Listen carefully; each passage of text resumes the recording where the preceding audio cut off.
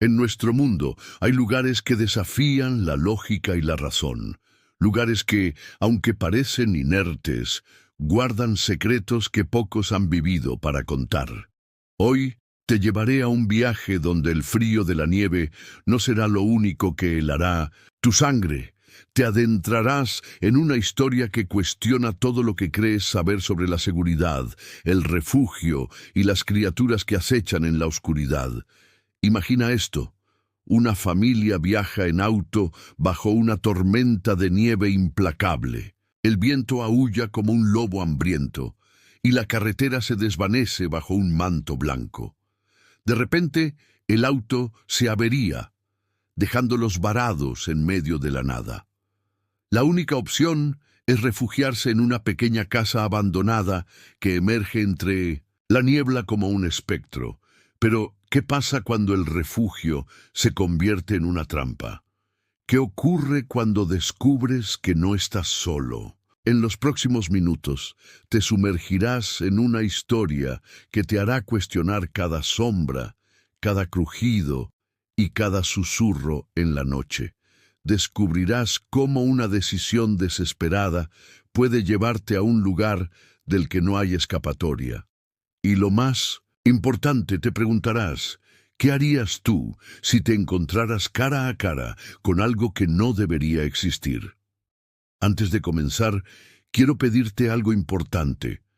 Si alguna vez has sentido que algo te observa desde la oscuridad, o si crees que hay más en este mundo de lo que nuestros ojos pueden ver, comenta con la frase: la oscuridad nunca está vacía. Tu comentario no solo nos ayuda a saber que estás ahí, sino que también le dice a YouTube que este contenido es valioso, para que más personas como tú puedan descubrir estos relatos. Y si este video te genera esa inquietud que te hace mirar hacia atrás antes de apagar la luz, no olvides darle me gusta. Así obligarás a YouTube a mostrar este contenido a más valientes como tú. Ahora, prepárate, porque lo que viene a continuación no es solo una historia, es una advertencia. Las criaturas que acechan en la oscuridad de las ciudades y los bosques son reales, y los relatos que estás a punto de escuchar están basados en hechos que pocos se atreven a contar. La noche había caído como un manto pesado sobre el bosque, y la tormenta de nieve rugía con una furia que parecía sacada de una pesadilla. La familia Morales, compuesta por Carlos, su esposa Elena y sus dos hijos, Sofía y Lucas, viajaba en su auto por una carretera solitaria, rodeada de pinos gigantes, que se mecían peligrosamente bajo el viento. La radio del auto apenas se escuchaba entre los chasquidos de la estática, y el GPS había dejado de funcionar hacía media hora. Carlos, con las manos firmes en el volante, intentaba mantener la calma, pero la visibilidad era casi nula. Los faros del auto apenas iluminaban unos metros adelante, y la nieve se acumulaba rápidamente en el parabrisas, a pesar de los esfuerzos de los limpiaparabrisas por mantenerlo despejado. Elena, sentada a su lado, miraba nerviosamente por la ventana, preguntándose cuánto tiempo más podrían aguantar en esas condiciones. «Papá, ¿cuándo llegamos?», preguntó Lucas desde el asiento trasero, su voz temblorosa por el frío que se filtraba por las rendijas del auto. «Pronto, hijo», respondió Carlos, aunque en su interior sabía que no tenía idea de dónde estaban. De repente, el auto comenzó a fallar. El motor tosió varias veces antes de detenerse por completo, dejándolos en medio de la nada, rodeados solo por el silbido del viento y el crujido de los árboles. Carlos intentó encenderlo de nuevo, pero no hubo respuesta. El combustible no era el problema. Algo más había fallado. «¿Y ahora qué hacemos?», preguntó Elena, tratando de ocultar el pánico en su voz. Carlos miró a su alrededor, buscando alguna señal de civilización. Entre la niebla y la nieve apenas podía distinguir algo, pero entonces lo vio. Una silueta oscura, apenas visible, a unos cientos de metros de distancia. Era una casa. Allí, dijo, señalando hacia la estructura, podemos refugiarnos allí hasta que pase la tormenta. La familia salió del auto, abrigándose lo mejor que pudieron con sus chaquetas y bufandas. La nieve les llegaba hasta los tobillos y el viento les azotaba el rostro como si intentara impedirles avanzar. Con cada paso, la casa se hacía más visible. Una estructura antigua de madera con ventanas rotas y un techo que parecía a punto de colapsar. No era el refugio ideal, pero era su única opción. Al llegar a la puerta, Carlos empujó con fuerza, y ésta cedió con un chirrido que resonó en el silencio del bosque. El interior estaba oscuro y frío, pero al menos los protegía del viento y la nieve. Sofía, la mayor de los hijos, encendió la linterna de su teléfono, iluminando una sala polvorienta con muebles viejos cubiertos con sábanas blancas. «Esto da miedo», susurró Lucas, agarrando la mano de su madre. «Solo será por unas horas», dijo Carlos, tratando de sonar convincente. «Mañana, cuando salga el sol, arreglaremos el auto y seguiremos nuestro camino». Pero algo en el ambiente les decía que no sería y tan fácil. La casa parecía respirar, como si estuviera viva. Los muebles cubiertos proyectaban sombras que se movían con el tenue haz de luz de la linterna y el aire olía a humedad y algo más. Algo que no podían identificar. Carlos decidió explorar un poco más, mientras Elena se quedaba con los niños en la sala. Al fondo de la casa encontró una puerta que conducía al sótano. Estaba entreabierta y de ella emanaba un frío aún más intenso que el de afuera. «No bajemos allí», dijo Elena cuando Carlos mencionó el sótano. «Algo no me gusta de este lugar». Pero Carlos, impulsado por una curiosidad que no podía explicar, decidió echar un vistazo. Tomó la linterna y comenzó a descender las escaleras de madera que crujían bajo su peso. El sótano estaba lleno de cajas viejas y herramientas oxidadas, pero en el rincón más oscuro algo llamó su atención. Era una figura, agachada y encorvada, que parecía estar moviéndose lentamente. Carlos enfocó la linterna hacia ella y lo que vio lo dejó paralizado. «¡Carlos!», gritó Elena desde arriba. «¿Qué pasa?». Pero Carlos no podía responder. La criatura, lo que fuera, levantó la cabeza lentamente y sus ojos brillaron en la oscuridad como dos brasas ardientes. El aire en el sótano era denso, cargado con un olor metálico que hacía que a Carlos le costara respirar. La linterna temblaba en su mano, iluminando de manera intermitente a la criatura que estaba frente a él. Era algo que no podía describir con palabras, una figura humanoide, pero deforme, con extremidades largas y delgadas que parecían doblarse en ángulos imposibles. Su piel, si es que se le podía llamar así, era de un gris pálido y translúcido, como si estuviera hecha de cera derretida. Pero lo más aterrador eran sus ojos, dos puntos brillantes que parecían perforar la oscuridad y clavarse directamente en el alma de Carlos. ¿Qué eres?», logró balbucear Carlos, aunque sabía que no obtendría una respuesta.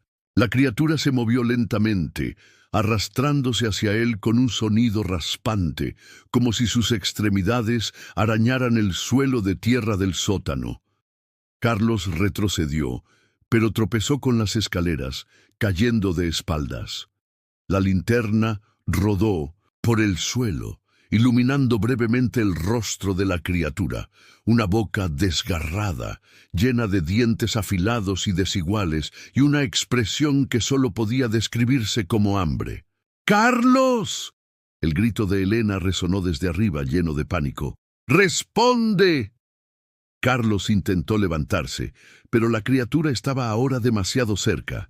Extendió una mano huesuda, con dedos largos y afilados como garras, hacia él. En ese momento, algo dentro de Carlos despertó, el instinto de supervivencia.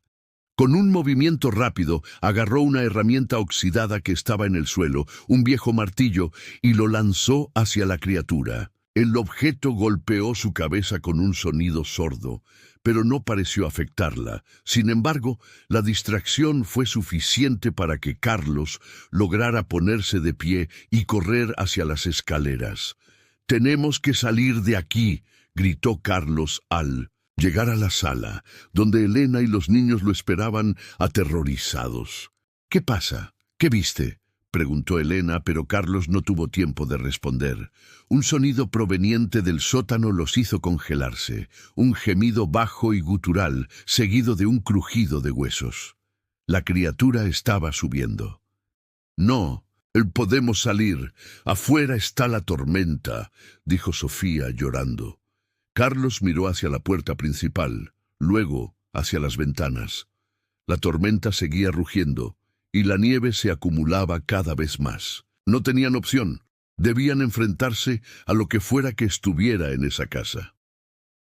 «Busquen algo para defenderse», ordenó Carlos, mientras agarraba un pesado candelabro de hierro que estaba sobre la chimenea.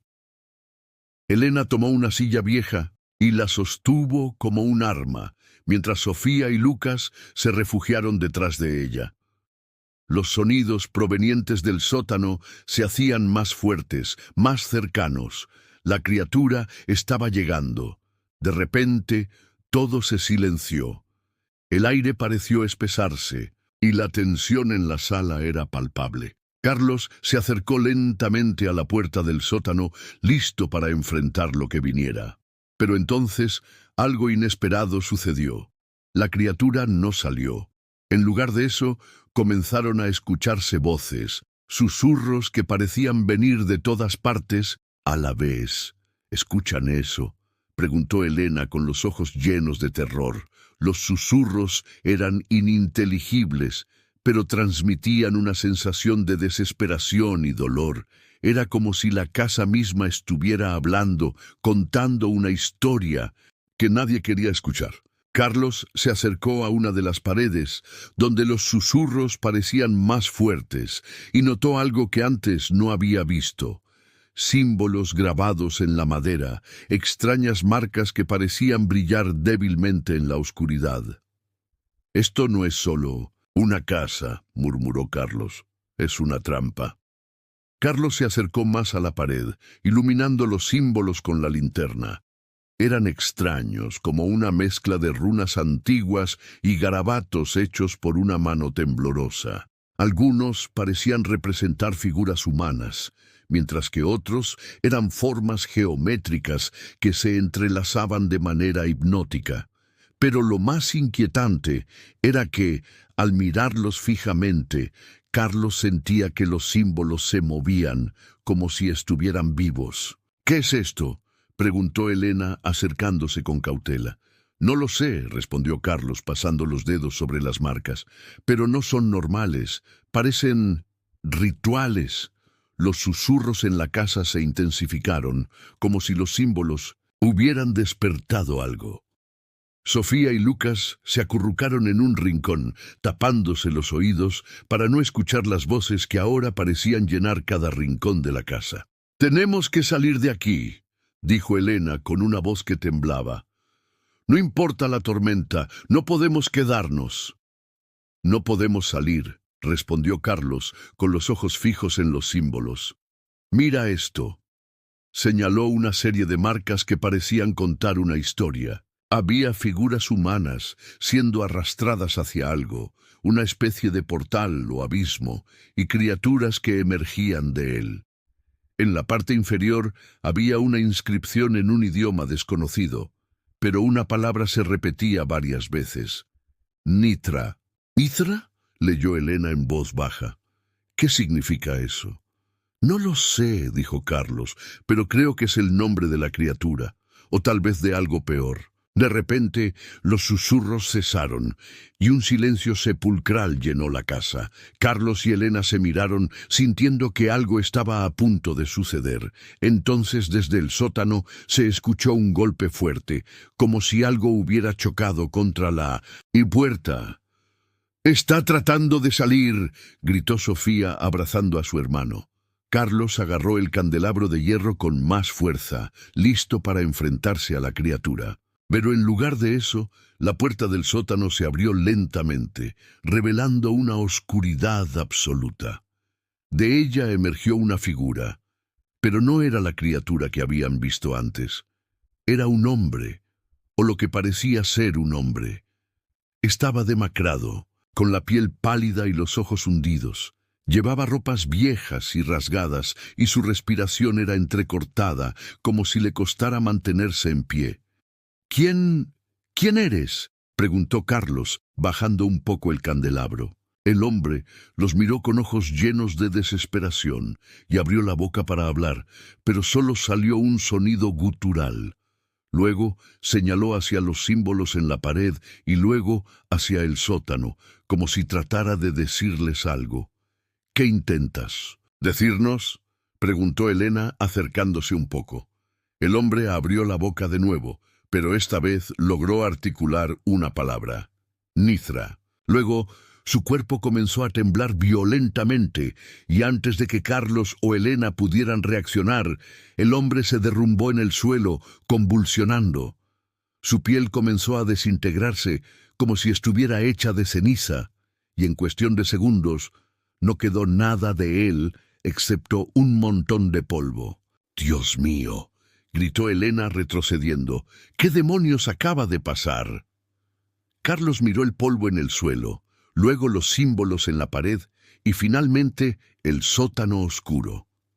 Algo en su mente comenzó a encajar, como si las piezas de un rompecabezas maldito estuvieran tomando forma. «Esta casa no es un refugio», dijo Carlos con una voz grave. «Es una prisión, y nosotros acabamos de liberar algo que no debería haber sido liberado». Carlos se arrodilló junto al montón de polvo que había sido el hombre demacrado, tratando de entender lo que acababa de presenciar. Elena se acercó, sosteniendo a los niños, quienes observaban con ojos llenos de terror. La casa parecía respirar de nuevo. Los susurros regresaron, pero esta vez eran más claros, como si las voces intentaran comunicarse con ellos. «Carlos, tenemos que salir de aquí», dijo Elena, con una voz que era más una súplica que una sugerencia. «No podemos», respondió Carlos levantándose. «Mira esto». Señaló los símbolos en la pared, que ahora brillaban con una luz tenue y pulsante. Las figuras humanas que antes parecían ser arrastradas, ahora mostraban algo más. Un ritual. Personas arrodilladas, ofreciendo algo a una figura central, una criatura con forma de sombra que se alzaba sobre ellas. Y en el centro de todo, la palabra Nithra resplandecía como si estuviera escrita con fuego. «Esto no es solo una casa», continuó Carlos. «Es un altar, un lugar donde algo o alguien fue adorado. Y creo que ese hombre era parte de todo esto». «¿Qué estás diciendo?», preguntó Elena, confundida y asustada. «Estoy diciendo que esta casa fue construida para contener algo que no debería existir, y ese hombre tal vez era un guardián o una víctima. No lo sé, pero ahora que estamos aquí, creo que hemos activado algo».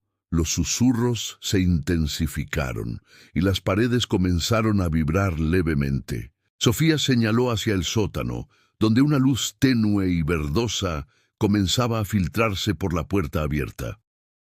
«¡Miren!», gritó. Carlos y Elena se acercaron con cautela, mirando hacia el sótano.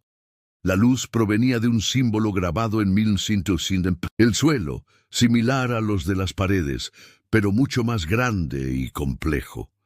En 1900, el centro del símbolo, una figura comenzaba a tomar forma. Era la criatura que Carlos había visto antes, pero ahora era más grande, más definida. Sus ojos brillaban con una intensidad que hacía que fuera imposible mirarlos directamente. «Nithra», murmuró Carlos, recordando la palabra que el hombre había dicho antes de desintegrarse. La criatura extendió una mano hacia ellos y Carlos sintió una fuerza invisible que lo atraía hacia el sótano. Trató de resistirse, pero era como si su cuerpo ya no le perteneciera. Elena gritó, tratando de agarrarlo, pero la misma fuerza la arrastraba a ella y a los niños. «¡No! ¡No podemos entrar allí!», gritó Elena, luchando contra la fuerza invisible.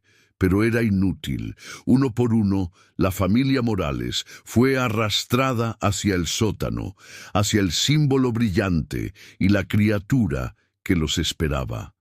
Cuando estuvieron lo suficientemente cerca, la criatura habló, pero no con palabras. Era una voz en sus mentes, fría y antigua, que les decía algo que no podían entender, pero que los llenaba de un terror indescriptible.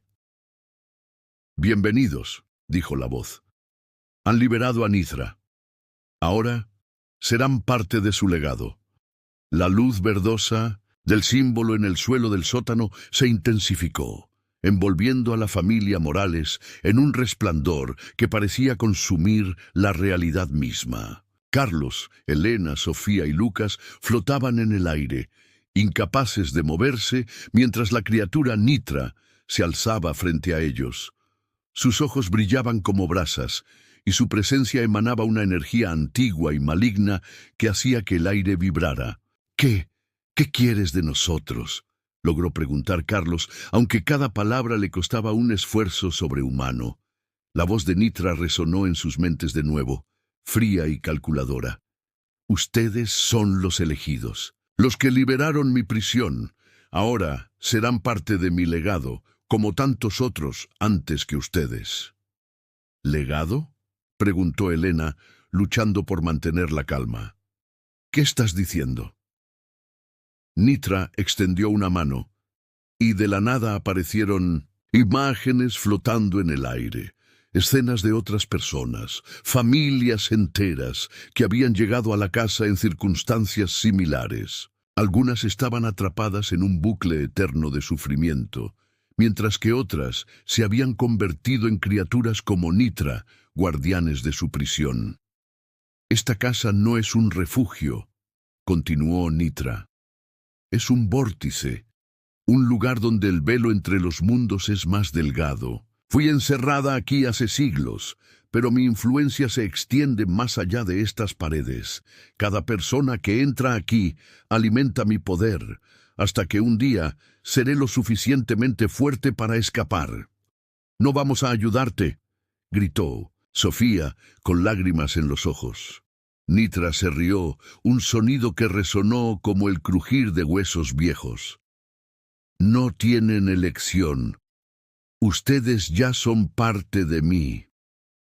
De repente, la luz verdosa los envolvió por completo, y la familia Morales sintió como sus mentes eran invadidas por visiones de un mundo distorsionado, lleno de criaturas grotescas y paisajes que desafían la lógica. Era como si Nithra les estuviera mostrando su verdadera naturaleza, un ser que existía en múltiples dimensiones a la vez. «¡No! ¡Déjalos en paz!», gritó Carlos, luchando contra la fuerza que lo mantenía inmóvil. Pero Nithra no respondió. En lugar de eso, extendió sus garras hacia ellos y la familia sintió cómo algo se desprendía de sus cuerpos, algo esencial, como si su esencia misma estuviera siendo arrancada. Sofía y Lucas gritaron, mientras Elena trataba de alcanzarlos, pero era inútil. Estaban atrapados en la red de Nithra y no había escapatoria. «¡Carlos!», gritó Elena con una voz que se desvanecía. «¡Haz algo!». Carlos cerró los ojos, concentrándose en lo único que podía pensar, los símbolos en las paredes. Recordó las figuras humanas ofreciendo algo, y de repente entendió. No era un ritual para adorar a Nithra, era un ritual para contenerla. Necesitaban completar el círculo. Con un esfuerzo sobrehumano, Carlos extendió su mano hacia el símbolo en el suelo, trazando una línea en el aire con su dedo. La luz verdosa parpadeó, y por un momento Nithra pareció vacilar. «Elena, los niños, ayúdenme», gritó Carlos. Elena, Sofía y Lucas, sintiendo una débil conexión con sus cuerpos, extendieron sus manos también, trazando líneas en el aire que completaban el símbolo. La luz verdosa comenzó a debilitarse, y Nitra gritó, un sonido que resonó como el fin del mundo. «¡No! ¡No pueden encerrarme de nuevo!», rugió la criatura. Pero era demasiado tarde. El símbolo se completó, y una explosión de luz blanca llenó el sótano, empujando a Nitra hacia atrás. La criatura se desvaneció en la oscuridad y la casa dejó de vibrar. Los susurros cesaron y el silencio volvió. La familia Morales cayó al suelo, exhaustos pero vivos. Carlos miró a su alrededor, notando que los símbolos en las paredes ya no brillaban. La casa parecía normal, como si nada hubiera pasado. «¿Estamos a salvo?», preguntó Sofía con una voz temblorosa. «Por ahora», respondió Carlos, abrazando a su familia. «Pero esta casa nunca estará vacía. Nitra sigue aquí, esperando». La familia Morales salió de la casa al amanecer, cuando la tormenta finalmente había cesado. El aire frío les golpeó el rostro, pero era un alivio comparado con el ambiente opresivo que habían dejado atrás. Caminaron en silencio hacia el auto que milagrosamente arrancó sin problemas, como si la casa hubiera decidido dejarlos ir. Y por ahora, durante el viaje de regreso a la civilización, nadie habló. Las palabras parecían insuficientes para describir lo que habían vivido. Sofía y Lucas, agotados, se durmieron en el asiento trasero, pero sus sueños estaban llenos de pesadillas. Elena miraba por la ventana preguntándose si alguna vez podrían escapar de la sombra de Nitra. Carlos, por su parte, conducía con las manos firmes en el volante, pero su mente no dejaba de repetir las imágenes de lo que habían visto en el sótano. Al llegar a casa, intentaron retomar sus vidas normales, pero algo había cambiado. Sofía comenzó a dibujar símbolos extraños en sus cuadernos, símbolos que no recordaba haber visto antes, pero que le resultaban inquietantemente familiares. Lucas, por su parte, se negaba a dormir solo, asegurando que escuchaba susurros en su habitación. Elena y Carlos intentaban mantener la calma, pero cada noche, cuando apagaban las luces, sentían que algo los observaba desde la oscuridad. «No, podemos seguir así», dijo Elena una noche mientras preparaban la cena. «Tenemos que hacer algo». «¿Qué podemos hacer?», preguntó Carlos, frustrado. «¿Llamar a la policía? ¿Decirles que una criatura interdimensional nos atacó en una casa abandonada? No nos creerán». «No sé, Carlos, pero no podemos ignorar esto. Mira a los niños». Sofía no ha dejado de dibujar esos símbolos, y Lucas tiene miedo de su propia sombra. Esto nos está destruyendo. Carlos suspiró, sabiendo que Elena tenía razón, pero no sabía por dónde empezar. Entonces recordó algo: el hombre demacrado que se había desintegrado frente a ellos. ¿Quién era él? ¿Y por qué había dicho el nombre de Nitra antes de morir? Tal vez había una manera de descubrir más sobre la casa y la criatura. «Necesitamos investigar», dijo Carlos finalmente. «Averiguar qué es Nitra y por qué esa casa existe. Tal vez haya una manera de detenerla para siempre». Elena asintió, aunque el miedo en sus ojos era evidente. Sabía que volver a involucrarse con Nitra era peligroso, pero también sabía que no tenían otra opción. Si no hacían algo, la criatura los consumiría, poco a poco, hasta que no quedara nada de ellos. Al día siguiente, Carlos comenzó su investigación. Buscó en Internet, en libros antiguos, en archivos históricos. Pronto descubrió que la casa no era la única de su tipo. Había historias similares en todo el mundo. Lugares malditos, donde personas desaparecían o enloquecían, y donde se hablaba de criaturas como Nitra.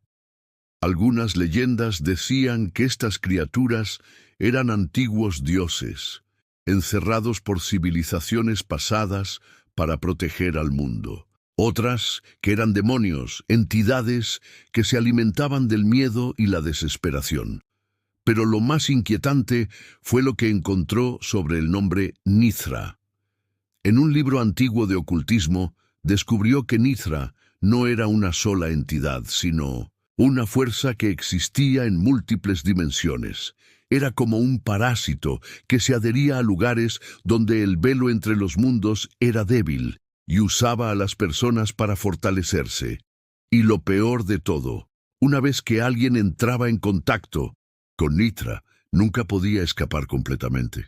«Elena», dijo Carlos una noche, mostrándole lo que había encontrado.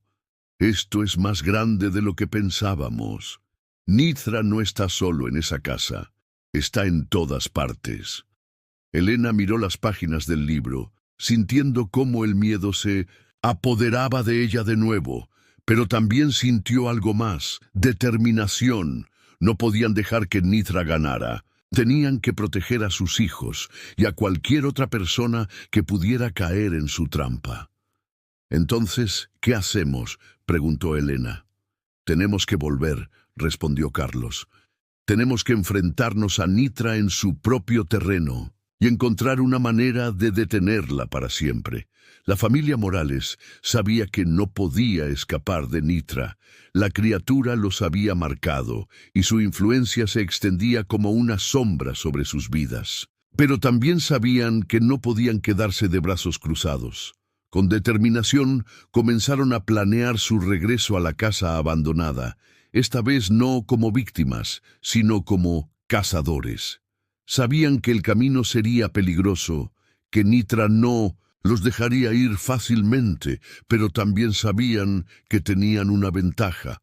Ahora entendían su enemigo. Carlos, Elena, Sofía y Lucas se prepararon mental y físicamente para lo que vendría. Reunieron herramientas, investigaron rituales antiguos y, lo más importante, fortalecieron su vínculo como familia. Porque si algo habían aprendido de su experiencia, era que Nithra se alimentaba del miedo y la división. Juntos eran más fuertes.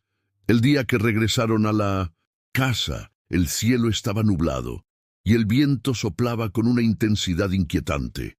La casa los esperaba, como si supiera que volverían. Al entrar, notaron que los símbolos en las paredes brillaban débilmente, como si estuvieran vivos. Pero esta vez no tenían miedo. Sabían lo que había que hacer. «Esto no terminará hoy», dijo Carlos mirando a su familia. «Pero es un comienzo. Juntos podemos enfrentarnos a Nithra y proteger a otros de su influencia». Elena asintió, sosteniendo la mano de Sofía y Lucas. Sabían que no sería fácil, pero también sabían que era necesario. Porque en un mundo lleno de misterios y oscuridad, alguien tiene que ser la luz que guíe a los demás. Querido oyente, si has llegado hasta aquí, eres una de las pocas personas valientes que han resistido hasta el final de esta historia. Y eso significa algo importante. Tienes el coraje de enfrentarte a lo desconocido, de cuestionar lo que te han dicho y de buscar la verdad, sin importar cuán oscura sea. Pero esta historia no termina aquí. Nithra no es solo una criatura de ficción. Es una metáfora de las fuerzas oscuras que acechan en nuestro mundo, ya sea en forma de miedos personales, secretos familiares o misterios que aún no hemos resuelto. Y tú, al igual que la familia Morales, tienes el poder de enfrentarte a esas fuerzas. Por eso te invito a que comentes con la frase «La oscuridad no me define». Con esto, no solo demostrarás que has llegado hasta el final, sino que también te unirás a una comunidad de valientes que se niegan a ser consumidos por el miedo. Tu comentario es más que unas palabras, es un acto de resistencia, una forma de decirle a Nithra y a todas las sombras de tu vida que no tienen poder sobre ti. Además, si este video te ha hecho mirar 2 veces hacia la oscuridad, si te ha hecho cuestionar lo que creías saber, no olvides darle me gusta y compartirlo.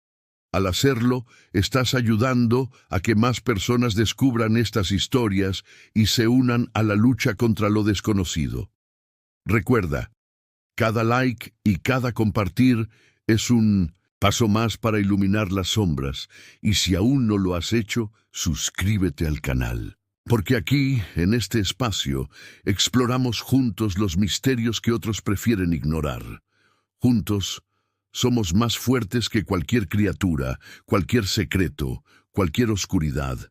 Gracias por ser parte de esta comunidad. Gracias por llegar hasta el final. Y recuerda, la oscuridad nunca está vacía, pero tú tienes la luz para enfrentarla.